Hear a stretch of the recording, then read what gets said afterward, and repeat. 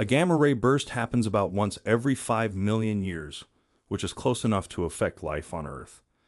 In other words, since the Earth was made 4.6 billion years ago, there have been about 1,000 events, so the chances of a close gamma ray burst are not zero, but they're low enough that you don't need to worry about them unless you want to live for about 5 million years.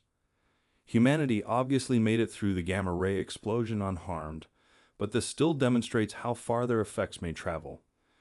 Don't fret, threats to Earth from gamma ray bursts are extremely low. All of the closest contenders for gamma ray bursts have been studied by astronomers, and none of them are either close enough or oriented in a way that would cause them to strike Earth. Therefore, what do you think a supernova is? The largest eruption ever observed by humans. Each detonation is the incredibly brilliant and incredibly powerful outburst of a star. One variety of supernova is caused by a dying massive star's last effort. This occurs when a star with at least 5 times the mass of the Sun explodes with a tremendous explosion. Massive stars consume vast quantities of nuclear fuel in their centers or cores. This generates enormous amounts of energy, causing the center to become extremely heated. Pressure is produced by heat, and the pressure produced by a star's nuclear combustion prevents the star from collapsing. A star maintains equilibrium between two opposing forces. Gravity attempts to compress the star into the smallest, most compact spheroid possible. However, the burning of nuclear fuel in the star's interior creates a significant outward pressure. This outward thrust resists gravity's inward compression. A massive star cools down when it runs out of propellant. This results in a decrease in pressure. Gravity triumphs, and the star collapses abruptly. Imagine something with a mass 1 million times that of the Earth disintegrating in 15 seconds. The collapse occurs so rapidly that it generates immense shock waves that cause the star's outer region to erupt. Typically, a dense nucleus and an expanding cloud of hot gas termed a nebula are left behind. A supernova of a star greater than approximately 10 times the size of our Sun may leave behind black holes, the densest objects in the universe. Think about being an astronomer at the start of the 17th century, as the telescope has not yet been developed. You must use your limited vision to explore the universe. Then one day you see a truly spectacular scene. In the next several weeks, a new star will shine brighter than Venus. The astronomer Johannes Kepler observed what was thought to be a new star in 1604, but it is now understood to have been a supernova, a massive explosion that occurs when certain stars approach the end of their lifetimes. The Crab Nebula is an example of a remnant of a supernova that occurred around 1054. In 1987, a supernova was discovered in the Large Magellanic Cloud, and several supernovae in other galaxies have been documented. It has been 418 years since the last witnessed star explosion in our galaxy, making a close and brilliant supernova long overdue. Modern astronomers have access to advanced telescopes and instruments that can record visible light, as well as infrared light, neutrinos, and gravitational waves emitted by supernovas. These technological capabilities allow for better preparation and observation of future supernova events. There are 2 types of supernovae. Type 1, where a white dwarf star undergoes a runaway nuclear reaction, and Type 2, where a collapsing star sets off an explosion. Both types of supernovae can be brighter than their host galaxy combined. While a close supernova could potentially pose a danger to life on Earth due to the release of harmful radiation, supernovae are also considered to have the potential to give rise to new life through their nuclear processes. Supernova explosions are responsible for the creation and dissemination of many heavy elements essential for life. The age of the universe is estimated to be around 13.8 billion years, determined through the study of cosmic microwave background radiation and refined by considering the effects of dark matter and dark energy. This age has profound implications for understanding the cosmos, including the ongoing expansion of the universe, the nature of space and time, and the potential for extraterrestrial life. The age of the universe also raises questions about the fundamental nature of the cosmos, the possibility of a multiverse, and the grand beauty of the universe. It remains a crucial piece of information guiding our exploration of alien visitation. While many sightings can be explained by natural phenomena or human-made objects, Some remain unexplained and could potentially be evidence of extraterrestrial visitation. The simulation theory proposes that our entire reality is a computer simulation created by an advanced civilization. While not specifically about aliens, this theory suggests that the creators of the simulation could potentially be an extraterrestrial civilization. To start with, let's address the most basic question. Do aliens exist? According to the Drake equation, which was developed in 1961 by astronomer Frank Drake, the probability of intelligent life existing elsewhere in the universe is high. The equation takes into account factors such as the number of stars in our galaxy, the number of planets that could potentially support life, and the probability of life forming on those planets. Using these factors, the Drake equation estimates that there could be millions of intelligent civilizations in our galaxy alone. But the question remains, have we ever encountered these civilizations? Many people believe that we have, and there are countless stories of alien sightings, abductions, and encounters. However, there is little concrete evidence to support these claims. So, let's explore some of the most popular theories about what aliens might look like. The traditional image of aliens as small, green, big-eyed beings is a product of popular culture. However, it is unlikely that aliens would look anything like this. In fact, it is impossible to predict what aliens might look like, as their appearance would depend on the conditions of the planet they evolved on. For example, if an alien species evolved on a planet with high gravity, they might have shorter, stockier bodies. If they evolved on a planet with a harsh, radiation-filled environment, they might have evolved to be more resilient to radiation. It's also possible that some alien species might not even have bodies as we know them. They might exist as pure energy or as a hive mind collective. But why would aliens visit Earth? There are a few possible reasons. Some scientists speculate that aliens might be interested in our planet because of its unique location in the universe. Earth is in a Goldilocks zone. It's not too hot, not too cold, and has the right conditions for life to thrive. Aliens might be interested in studying our planet to learn more about how life can survive in these conditions. Another reason aliens might visit Earth is to make contact with us. If there are millions of intelligent civilizations in the galaxy, it's possible that some of them are trying to communicate with us. However, if this is the case, they might be communicating in ways that we can't even comprehend. Their methods of communication might be vastly different from ours. If we ever do encounter aliens, many scientists believe that we should approach any encounter with caution. We should avoid making any sudden movements or aggressive actions, as these might be misinterpreted by the aliens. Instead, we should attempt to communicate in a peaceful and non-threatening manner. If we do make contact with aliens, it could have profound implications for our understanding of the universe. It could challenge our beliefs about our place in the cosmos and force us to confront some of the big questions about life, the universe, and everything. Now that we've explored some of the theories and possibilities of alien life, let's consider the idea of the Fermi paradox. This paradox asks the question, if there are so many intelligent civilizations out there, why haven't we seen any evidence of them? Why haven't we detected any signals or observed any spacecraft from other worlds? One possibility is that advanced civilizations tend to self-destruct. With technology comes the potential for destruction, whether through environmental damage, war, or some other catastrophe. It's possible that many intelligent civilizations reach a point where they are unable to sustain themselves and ultimately fail. Another possibility is that intelligent civilizations have no desire to make contact with us. Perhaps they are simply not interested in Earth or in communicating with other species, or perhaps they are too far away to detect our signals and we are too primitive to detect theirs. Regardless of the reasons, the Fermi paradox remains a mystery and a subject of much speculation. Let's turn our attention to the possibility of life in our own solar system. While we haven't found any evidence of intelligent life, there are some promising signs that microbial life might exist on other planets or moons. For example, NASA's Mars rover has detected methane on the planet's surface, Scientists have also which could found be evidence of subsurface oceans on some of Jupiter and Saturn's moons, which could potentially support life.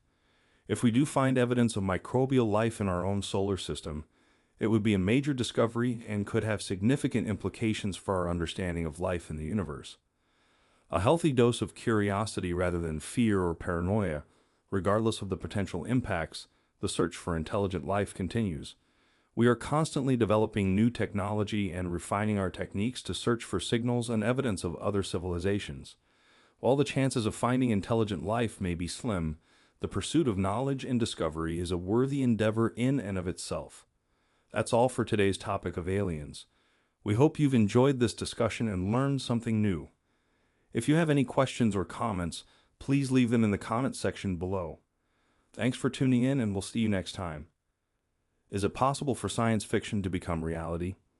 I believe the reason Hollywood is so interested in the prospect of first contact with aliens is simple. It would be the biggest scientific discovery in human history.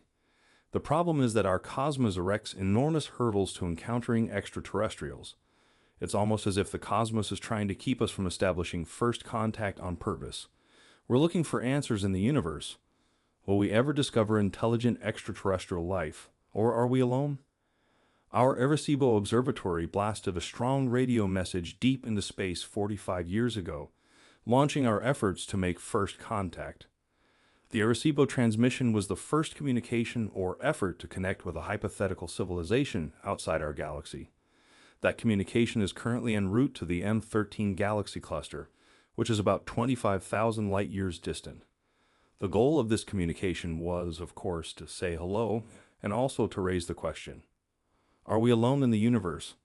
The Drake equation is a remarkable effort to apply mathematical logic to the likelihood or potential of life beyond Earth. Even though life is very uncommon, there are many opportunities for it to emerge throughout the cosmos. As a result, it is quite possible that there is reasonably plentiful life in the cosmos, including an uncountable number of sophisticated extraterrestrial civilizations. Most likely, there are many different alien cultures out there. One answer could be the sheer vastness of the cosmos. With the speed limit of light, a signal sent to the other side of the galaxy would take 75,000 years to get there. Even if there are 10,000 civilizations in the galaxy, it's possible that the distances between the stars are so great that we'll never be able to talk to each other. The laws of physics are like a roadblock that prevents radio signals from zooming across such vast distances. The Breakthrough Listen project is our superhero in this quest. High-tech facilities worldwide, including radio telescopes and optical telescopes, are teaming up to scan the sky in the most epic search for alien chatter ever. Even though we haven't found any proof of alien civilizations yet, Breakthrough Listen is just getting started on its mission, and there's a whole lot more space in the universe to explore. In conclusion, the universe is so vast that we might have to wait a really, really long time before picking up any alien signals. Even if we do hear something, it might be too late. Earth may have been around for a whopping 4.5 billion years, allowing us to evolve into a smart species. But in the grand scheme of the universe, we're just cosmic toddlers. The universe is about 13.8 billion years old, and humankind has been around for just a tiny fraction of that time. If we were to encounter a civilization that has been around for much longer, they would likely be significantly more advanced. This advancement is measured on the Kardashev scale, which categorizes civilizations based on their ability to harness energy. Earth is currently categorized as a 0.7 on this scale, signifying that we have not yet fully utilized all of our planet's resources. One way to detect advanced civilizations is by searching for Dyson spheres, which are massive structures that can harness the energy of a star. NASA has conducted searches for these structures using infrared technology, but has not found any evidence yet. Despite the potential for advanced civilizations to exist, our ability to detect them is limited due to the vastness of the universe and the relatively short time span in which humanity has been actively searching for extraterrestrial life. Additionally, the dangers of space, such as asteroid impacts, further complicate the search and our understanding of the cosmos. In conclusion, while the search for intelligent extraterrestrial life is ongoing, it is constrained by the immense scale of the universe and the limitations of our current technological capabilities. If that asteroid had hit just a few hours later, it would not have hit Siberia but Europe. If it exploded in the air over one of Europe's biggest cities, 1 million people would have died. For the last 100 years, the Tunguska explosion has been shrouded in controversy. Many researchers now think an asteroid was the explosive trigger. Incredibly, it never even impacted the ground. Rather, it exploded 5 miles above Siberia's frozen ground when it smacked into the lower atmosphere, doing about 50,000 miles an hour. It's like an egg smashing on the concrete. Energy equivalent to 15 megatons of TNT was released in the Siberian explosion, making it 1,000 times greater than Hiroshima over a huge city. This would be catastrophic. NEOs, or near-Earth objects, were the name given by scientists to these trespassers. They are comets and asteroids, leftover debris from when the planets formed. The Oort cloud is a part of the Kuiper belt that extends past Neptune and is where comets travel. Between Jupiter and Mars, asteroids take a curved path, but their orbital trip isn't always routine. We don't have to worry too much about asteroids because they circle in a somewhat orderly belt between Mars and Jupiter. But when one gets away and all that mass and energy is going toward Earth, that's when the astronomers start to worry. It's not uncommon for cosmic debris to be jolted out of orbit and headed for Earth. The majority of it is evaporated by our planet's dense atmosphere. A larger object, however, is able to break through Earth's atmosphere and crash to the surface. Asteroids are a real and dangerous threat. If you wish to look to the cosmos for the powers that would have us dead, just like it did previously, it will happen again. 65 million years ago, an asteroid the size of a small city plummeted down from the sky. It exploded in the Yucatan Peninsula near the town of Chicxulub in Mexico with a force of 100 million megatons of TNT. Here we see Earth hurling billions of tons of its crust into space, creating a blanket that blocks out sunlight, destroying the food web at its roots, and killing off countless species. The ferocious impact is thought to have been a factor in the extinction of the dinosaurs. We can think of asteroids as being bad things, but if it were not for an asteroid, we wouldn't be here today. Our mammal ancestors were running on their foot trying to avoid being appetizer for T-Rex. T-Rex gets taken out. Well, this opened up an ecological niche that allowed our mammal ancestors to evolve to something more ambitious than a rodent. Out comes the primates, and among the primates, we have people. But it's strange that the same kind of cosmic boulder that made it possible for humans to live could one day wipe us out. In 1998, Congress asked NASA to find all near-Earth objects that were at least half a mile across. And what they found was unsettling. There are more than 850 NEOs near our vicinity. These asteroids are our nearest and most dangerous space friends. Finding these near-Earth objects is a bit like keeping an eye on storms. As you watch it day after day, you get a better idea of its path and can figure out where it's going, how big it is, and how fast it would hit the Earth if it did. By using telescopic technologies, NASA's SpaceGuard survey has detected over 90% of all near-Earth objects deemed harmful. These scary things could hit Earth with more power than all of the nuclear weapons on the world right now. Such an impact could trigger mass extinction. We wouldn't expect one to hit every few 100,000 or millions of years, but if one did, it could wipe out different parts of the population. So there are events that happen very rarely but have big effects when they do. If they hit Earth, they would have an impact all over the world. They would not only wipe out a continent with very strong shock waves, but the debris would also be thrown into the air and land all over the planet, heating the air to 1,000 degrees, and all the vegetation all over the world where that happens would flash into flames. Smaller objects could also cause disasters. So Congress has asked NASA to find all NEOs with a diameter of 500 feet, which is as big as the Colosseum in Rome. A big object like that could wipe out a city or even a small state. Scientists are most worried about the asteroids they haven't found yet, not the ones they have found. Well, at the moment, there are about 2,000 objects that we can't say for sure. And the angle of the orbit, so you can make a map. It starts in western Siberia, cuts across and down the Pacific Ocean near California, goes through Central America, and ends in Western Africa. Scientists have come up with a scary idea about where Apophis could strike. With a force of more than 1 million megatons of TNT, the asteroid could hit the Pacific Ocean off the coast of California. Such an impact would make a hole in the water 5 miles wide and 9,000 feet deep. This would cause tsunamis with waves up to 50 feet high to hit the coast, resulting in unimaginable human loss. If a rock 1,000 feet across is in the ocean, that's not a good thing. For that kind of thing, Scientists are working on ways to stop such a cosmic strike from happening. Right now, a possible plan is to blow up an asteroid, but some people worry that this could make the problem worse by sending more pieces of the asteroid our way instead of just one. So the new goal for experts is to change the path of asteroids that could hit Earth, change its velocity by a 10,000th of a mile per hour so that it will miss the Earth instead of hitting it. If we know about an asteroid far enough in advance, we can change its path. Although a space probe has landed on an asteroid in the past, the most challenging idea is launching a manned mission. Once landing on the rock, astronauts could mount a radio transponder to track its whereabouts.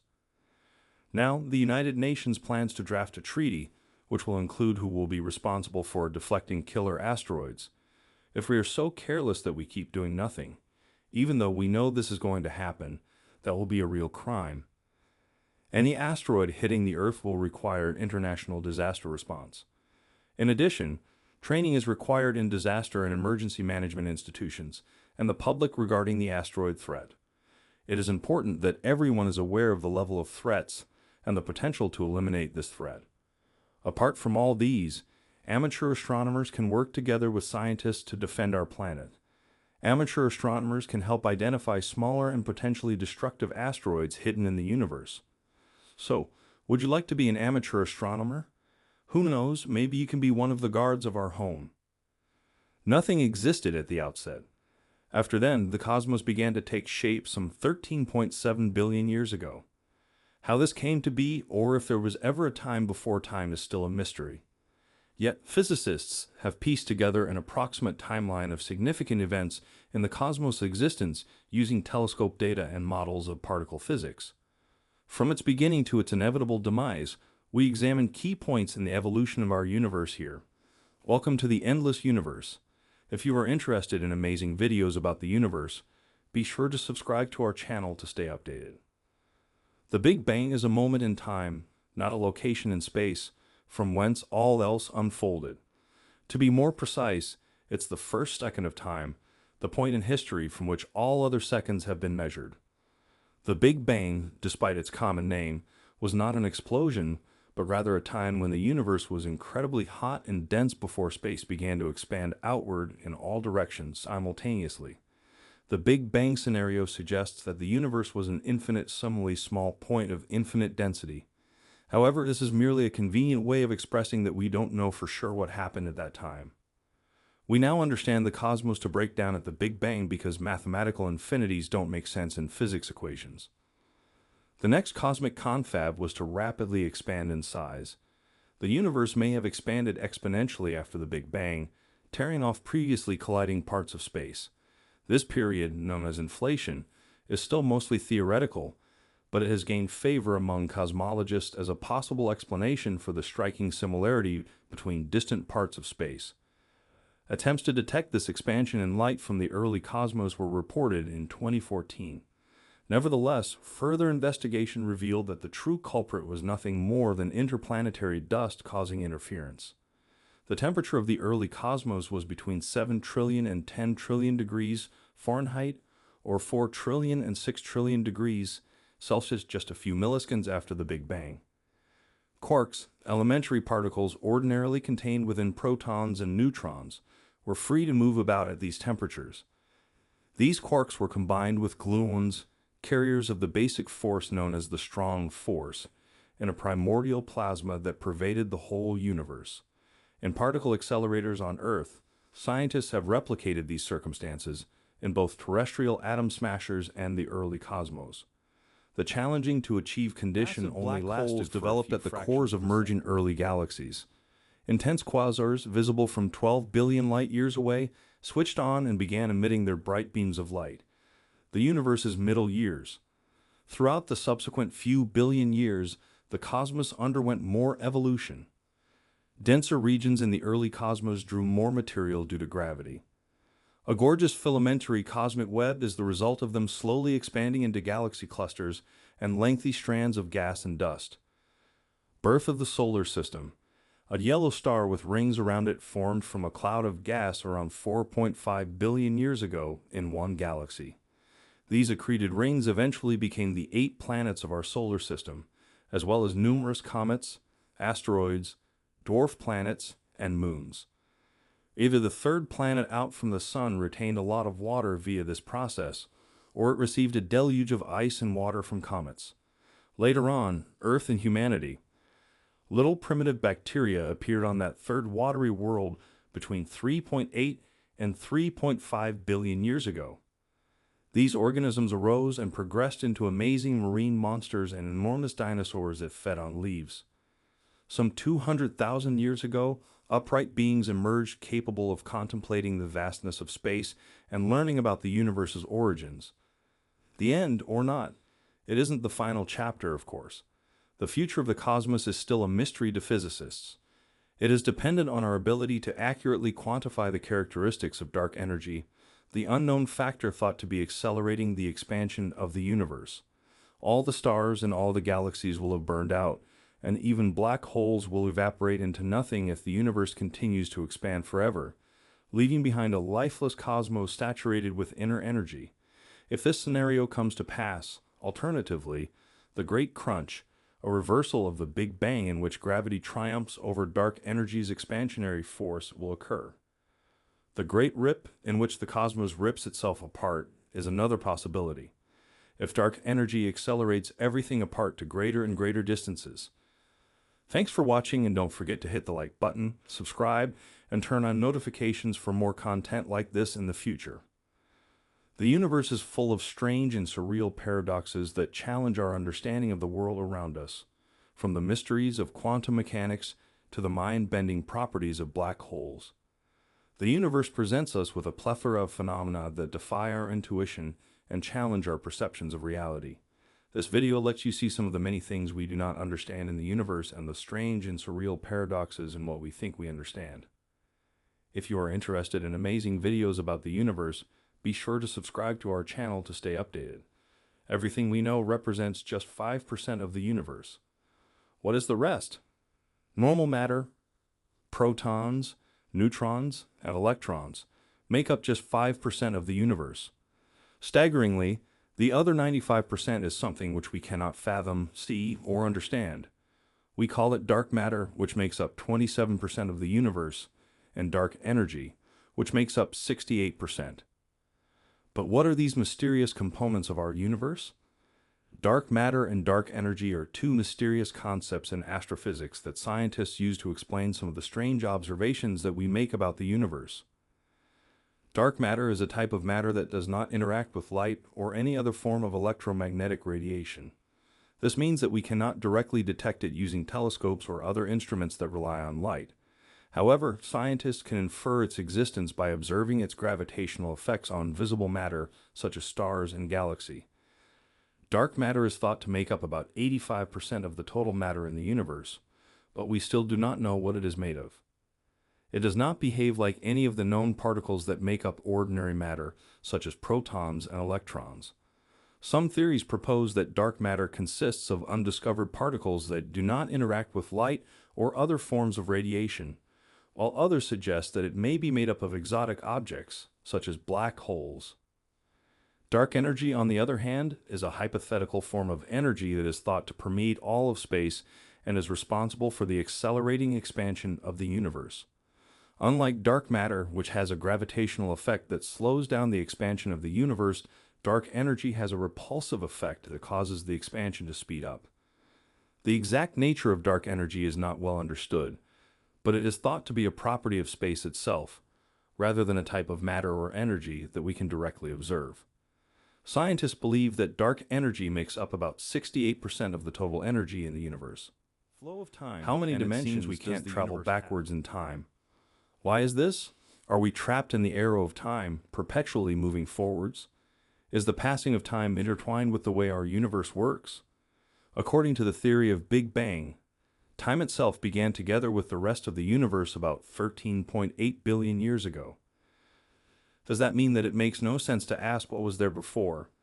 Time is a fundamental concept in physics and is often defined as the progression of events from the past through the present and into the future. It is a fundamental dimension in which events occur and is often represented as a continuous line or axis. In the context of physics, Time is typically measured in units such as seconds, minutes, hours, and years. It is also an essential component of the space-time continuum, which is the four-dimensional fabric of the universe consisting of three special dimensions and one temporal dimension. The flow of time is often described as being unidirectional, meaning that it moves forward and cannot be reversed. This is known as the arrow of time and is often associated with the second law of thermodynamics, which states that entropy, the measure of disorder or randomness in a closed system, tends to increase over time. The nature of time is still a topic of ongoing research and debate in physics and philosophy. Some theories propose that time is an emergent property that arises from the complex interactions of the universe's fundamental components, while others suggest that time is a fundamental property of the universe, akin to space and matter. Particles violating the laws of nature in certain situations. Two particles can seemingly be in an instant connection with each other, even if they are located at opposite ends of the universe. The phenomenon is known as quantum entanglement, where two particles can become correlated in such a way that the state of one particle is instantly correlated with the state of the other, regardless of the distance between them. While this may seem like a violation of the laws of nature, it is actually consistent with the principles of quantum mechanics. However, it is important to know that this does not allow for faster-than-light communication or the violation of causality. This is because while the state of the entangled particles may be instantaneously correlated, there is no way to control or manipulate this correlation to transmit information faster than the speed of light. In fact, there is a fundamental principle in quantum mechanics known as the no-communication theorem, which states that it is impossible to use entanglement to transmit information faster than the speed of light. So, while quantum entanglement may seem like a strange and mysterious phenomenon, it does not allow for the violation of the laws of nature or the principles of causality. Are we alone in the universe? There are at least 2 trillion galaxies in the observable universe, with more stars and planets in them than all the grains of sand on planet Earth. So where is everyone? Why haven't we encountered life from elsewhere? Is life incredibly rare, or does it have a limited lifetime, destroying itself before it has the chance to seek out other life forms? What does this tell us about the future of humankind? The question of whether or not we are alone in the universe is one of the most intriguing and profound questions we can ask. Given the vast size and age of the universe, it seems unlikely that Earth is the only planet with the conditions necessary for life to emerge. There are likely billions of potentially habitable planets in our galaxy alone. However, the fact that we have not yet encountered any definitive evidence of extraterrestrial life is known as the Fermi paradox. There are many potential explanations for the Fermi paradox, including the possibility that life is indeed rare, but it is difficult for life to evolve beyond a certain point, or that intelligent civilizations have a limited lifespan and self-destruct before they can explore the galaxy. It is also possible that we simply have not looked in the right places yet. Our current methods of searching for extraterrestrial life are still relatively limited, and it is possible that more advanced techniques in the future could uncover evidence of life elsewhere in the universe. Does the self-reference problem distort our perception of the universe? We humans are also part of the universe we inhabit, so when we look out to study the stars and galaxies, are we really neutral observers of the universe? When we explore the universe, we are both observers and the subject of observation. How can we pretend to be neutral when we are deeply embedded in what we explore? Could it be that this self-reference problem affects the way we look at the universe and gives us an reach a state of maximum entropy where all matter is uniformly distributed and there is no energy gradient available to drive further processes? This state is known as the heat death of the universe, where the universe will be cold, dark, and lifeless. The universe is not a closed system, as it receives energy from stars and other sources, but the overall trend is towards increasing disorder and chaos. However, it is important to note that this process will occur over an extremely long timescale, likely trillions of years in the future. Can anything escape a black hole? We have observed the effects of black holes, and we have seen one directly. The gravitational force of these massive objects pulls everything towards them, even light itself. What happens in the mysterious, infinitely dense center of a black hole? Could there exist such things as white holes, the opposites of black holes that spew matter and time into our universe? According to our current understanding of physics, nothing can escape a black hole once it is past the event horizon, which is the point of no return. The gravitational pull of a black hole is so strong that it warps space and time, and anything that crosses the event horizon is inevitably pulled towards the singularity at the center of the black hole, where the laws of physics as we know them break down. We do not know what happens at the center of a black hole, as our current understanding of physics is unable to describe the conditions there. It is commonly believed that the matter at the singularity is infinitely dense and compressed to a point of zero volume. As for the possibility of white holes, which are hypothetical objects that are the opposite of black holes, there is currently no direct evidence to suggest that they exist. White holes are hypothetical objects that are believed to exist at the other end of a hypothetical wormhole, which is a hypothetical, tunnel-like connection between 2 points in spacetime.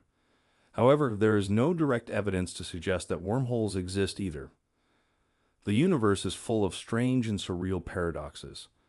Our quest for understanding these is only just beginning as we continue to push the boundaries of our knowledge and explore the furthest reaches of space and time. We can be sure that the universe will continue to surprise and challenge us in new and unexpected ways, spurring us onto new heights of discovery and understanding. On a night in early September 1859, people all over America could see the aurora. It was blood red and so bright that when miners in the Rockies came out of their tunnels, they thought the sun was coming up. So bright, in fact, that even at midnight you could read a newspaper. It didn't just happen in the U.S. People all over the world saw these auroras. No one knew why they had happened. But earlier that same day, an astronomer had seen something on the sun's surface that he called a white light flare. Back then, the flare and the aurora seemed to have nothing to do with each other. But we now know that the spectacular aurora was caused by that flare, which was a corona mass ejection. And if this violent event happens again, it could destroy our modern technological world. The sun is the most familiar thing in the sky. It gives all life on Earth heat and light. It is so big that it's hard to imagine, and it makes up 99% of the mass of the solar system. This nearly perfect sphere has a diameter of 1.4 million kilometers and was made by the burning of hydrogen and helium for the last 5 billion years. But from an astronomical point of view, it's nothing special. A G-main sequence star, also known as a yellow dwarf. But looks don't always tell the whole story. Solar flares and explosions of plasma particles and radiation from its surface travel far into space. We call this process the solar wind. Solar storms, on the other hand, are very violent eruptions, and a corona mass ejection, CME, is the most dangerous because it has the potential to bring our high-tech society to its knees. Today we'll find out how bad a CME could be and what astronomers are doing to keep an eye on our star to try to predict when they might happen. Step back in time to 1859, first in Victorian Britain. It was okay for a gentleman to be interested in solar astronomy, and one man did it in a very good way, Carrington, Richard Christopher. We don't know what he looked like, though, because there are no known portraits of him. Carrington learned many important things from what he saw. He saw that different latitudes rotated at slightly different speeds, which meant the sun wasn't a solid body but a fluid one. But he also saw that sunspots could be the start of a solar storm. On Thursday, September 1, 1859, there were no clouds in the sky in the morning, so Carrington was doing what he always did, pass over one of the spacecraft we used to watch the solar wind, and it pushed all the sensors on that spaceship to their limits. So from what we've learned, we think that was at least as powerful as the Carrington event, and maybe even more so.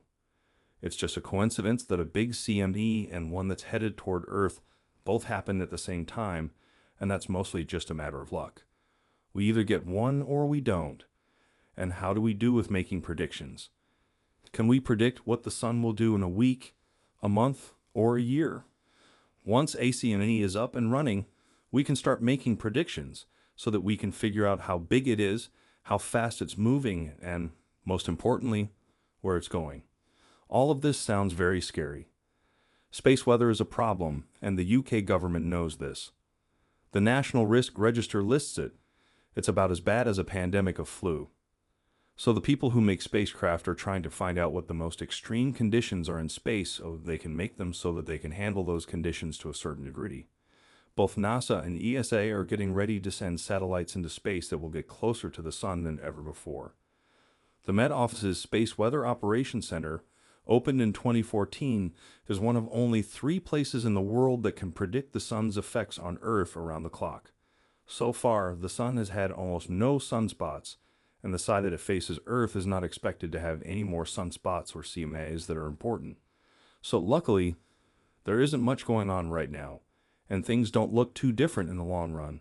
So spacecraft satellites' power supplies should be safe for the foreseeable future. Trouble is, the foreseeable future in space weather forecast is at most just a few days. We still don't know a lot about CMAs, like where they're going, how big they are, or when they might happen in the future. 2 new solar probes will get closer to the sun than any other spacecraft has ever done. The Parker Solar Probe was supposed to be sent into space, and its destination will be close enough to the sun's surface to fly through the source of the most energetic solar particles. The Parker Solar Probe is an exploration mission that will measure the gas and magnetic field near the sun to figure out why this stuff is spreading out into the rest of the solar system. And this, the Solar Orbiter from ESA, Solar Orbiter might find out how sunspots, flares, and corona mass ejections on the sun's surface are related to the solar wind. Solar Orbiter's success will be very important for our understanding of how the sun works. We think that the sun's magnetic field is made in a way similar to how Earth is, but it is much more dynamic and changes all the time. We have an 11-year sunspot cycle during which the sun's magnetic fields move towards the poles and the polarity changes. On top of that, the magnetic field goes out into the solar system and flows over all of the planets. Solar Orbiter will measure these magnetic fields for the first time, and it will also give us the chance to watch the magnetic fields move to the sun's poles. To do this, Solar Orbiter will take pictures of the sun's atmosphere and measure the number, speed, and temperature of the particles moving across the space between the sun and Earth. But the magnetometer, which is made to measure the tiny magnetic fields in space that are carried by the solar wind, could be one of the most important and sensitive instruments. The sun is ever present in our lives. It gives us light, warmth, and even life itself. For Richard Carrington, who was the first person to record ACMA, it was just a strange event. But now we know that these things can do a lot of damage to the world we live in. With new satellites and more observations, we might be able to learn more about these events and predict when the next corona mass ejection will happen. A supernova is the largest eruption ever observed by humans. Each detonation is the incredibly brilliant and incredibly powerful outburst of a star. One variety of supernova is caused by a dying massive star's last effort. This occurs when a star with at least 5 times the mass of the sun explodes with a tremendous explosion. Massive stars consume vast quantities of nuclear fuel in their centers or cores. This generates enormous amounts of energy, causing the center to become extremely heated. Pressure is produced by heat, and the pressure produced by a star's nuclear combustion prevents the star from collapsing. A star maintains equilibrium between 2 opposing forces. Gravity attempts to compress the star into the smallest, most compact spheroid possible. However, the burning of nuclear fuel in the star's interior would have missed them totally. Hence, it has been 418 years since we last witnessed a star explosion in our galaxy as a close, brilliant supernova. Therefore, long overdue scientists predict that between 1 and 3 stars should burst in our galaxy for century. If the next supernova occurs, modern astronomers will be better prepared for it than Kepler was, or even scientists. From only a few decades ago, astronomers now have access to telescopes that can record visible light. When used together, these equipment will stimulate the experience of flying near to a supernova and observing it with our own eyes. In addition, we have telescopes that are sensitive to infrared light, or light with wavelengths that are beyond the red end of the visible spectrum. Infrared light with its longer wavelengths may penetrate gas and dust more easily than visible light, allowing us to see objects that might otherwise be hidden from view with conventional telescopes. Examples of instruments that predominantly record in infrared include the James Webb Space Telescope. The electromagnetic spectrum includes both visible and infrared light. However, neutrinos, which are subatomic particles, are also emitted by supernovas, and modern detectors can capture them. Also, astronomers now have detectors that can record gravitational waves, which are tiny vibrations in the fabric of spacetime thought to be released by exploding stars. In the scientific literature, Two kinds of supernova have been identified. When a white dwarf star undergoes a Type 1 supernova, it sucks material off of a partner star until a runaway nuclear reaction occurs, causing the white dwarf to be blown apart and send debris hurtling into space. As a star runs out of nuclear fuel, it collapses under its own gravity and bounces, setting off an explosion known as a Type 2 supernova. There have been instances of both types of supernova being brighter than their host galaxy. Combined, the tremendous amount of neutrinos that are released alongside the light makes Type 2 supernovae very fascinating. Neutrino emission can actually begin before the explosion happens, even though the field of neutrino research was in its infancy when the explosion of 1987 occurred. Three detectors were able to record a total of 24 neutrinos. One may expect hundreds, if not thousands, of neutrinos to be recorded by the global network of detectors should a supernova burst within our galaxy at this time. Very provocative signals might be produced in the event that a falling star forms a black hole, therefore preventing the explosion from producing any further stellar debris. In those conditions, the neutrino stream would abruptly cease. It would be awesome if you could see the black hole's sharp boundary, which indicates its formation. The missing star might then be identified by comparing it to other stars in astronomical databases. A lost star might be the site of a freshly generated black hole. Successful discovery of gravitational waves from a galactic explosion would round off the hat trick. Gravitational waves, which Einstein said would exist when a huge body was accelerated, or distortions in space-time that are produced as the mass of the body accelerates. Such signals were identified for the first time in 2015. Black hole and neutron star mergers are responsible for the gravitational waves seen so far. Yet when a supernova does occur in our galaxy, it should also be seen. Computer models of supernova explosions have been used by astronomers for decades, but many features remain unknown. Knowledge gained from studying gravitational wave data may shed light on the method. What danger may a close supernova pose to life on Earth? In principle, yes, but the explosion would have to be quite close, since there are currently no nearby stars in danger of exploding. To be sure, a close supernova's radiation outburst would be disastrous. So this is excellent news. The explosion would release harmful UVX and gamma radiation into space over a period of weeks, damaging Earth's protecting ozone layer. Even if they didn't reach the ground, without the ozone layer, the sun's lethal UV radiation would flood the planet, killing everything from phytoplankton in the oceans to humans. It's possible that something like this occurred sometime in Earth's past, around 360 million years ago.